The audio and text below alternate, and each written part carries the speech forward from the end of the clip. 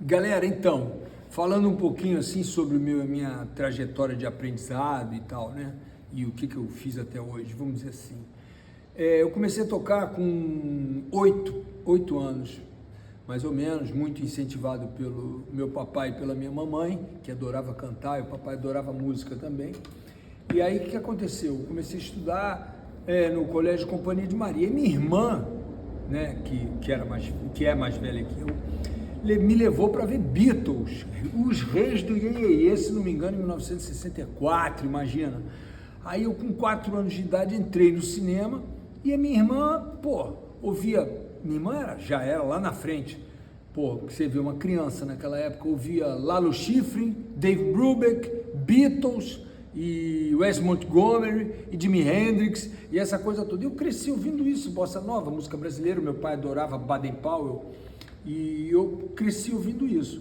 Aí, dando uma encurtada na história, eu estudei com o Carlos Matos, que era contemporâneo do Baden, e foi um grande mestre, marido da Adelaide Quioso, né, aquela atriz, acordeonista. E ele foi um baita de um mestre, aprendi muita coisa de harmonia com ele, o Carlos Matos.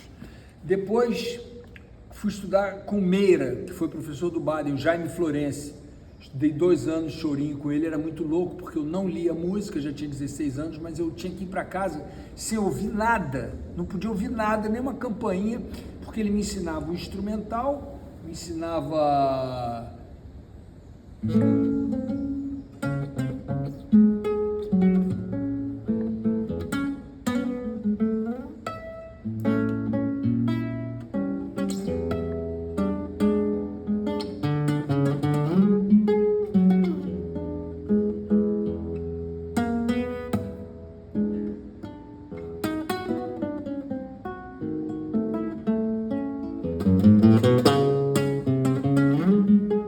Isso é de Lermando Reis, chama-se Abismo de Rosas. E aí aprendi aqueles chorinhos todos com Meira, e foi um baita do aprendizado. Meira morava ali no bairro do Rocha, tinha uma clave de sol imensa na porta da casa dele, era um barato. E eu ia lá e muitas vezes encontrei com um Dino 7 cordas lá, e era uma roda de choro. E não tinha negócio de dó maior, nem fá sustenido, não. Você tinha que chegar e já sair improvisando o que eles estavam tocando, né? Então foi uma experiência espetacular. Depois eu fui estudar com 17 anos, fui estudar com um gênio do violão, chama-se Sérgio Assad, irmão do Odair Assad, né? Eles têm uma carreira espetacular internacional, Assad Brothers, e foi muito legal, aprendizadaço. O Sérgio me ensinou a tocar devagar, me ensinou a pensar, né?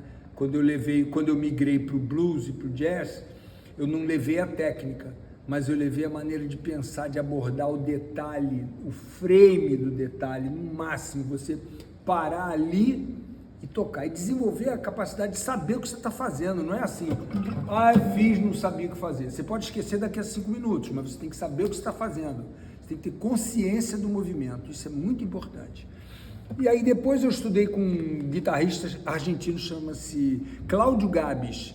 Ele é guitarrista de blues argentino, estudei com ele em 78, mais ou menos, foi espetacular.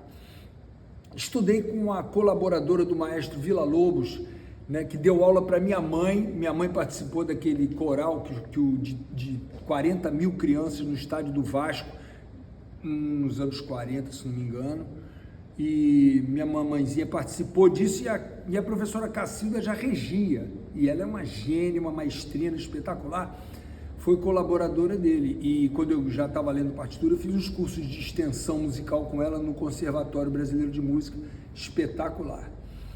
E aí, daí, segui, né, fazendo shows e apresentações e tal, tive o privilégio de tocar com a banda do Bob Womack, toquei com o Celso Blues Boy também, numa noite, assim, uma oportunidade, né, que eu tive o privilégio de fazer um trabalho com ele. Fiz um trabalho de rockabilly com o Vini, né, chamado Vini Rockabilly Trio, a gente fez uma mini turnê pelo Sul, aí eu precisei interromper o trabalho para cuidar de outros assuntos, de empresa e tal e tudo mais. Mas aí é isso, galera, e nós estamos aí até hoje recomeçando diariamente. Esse é o processo. Valeu, galera!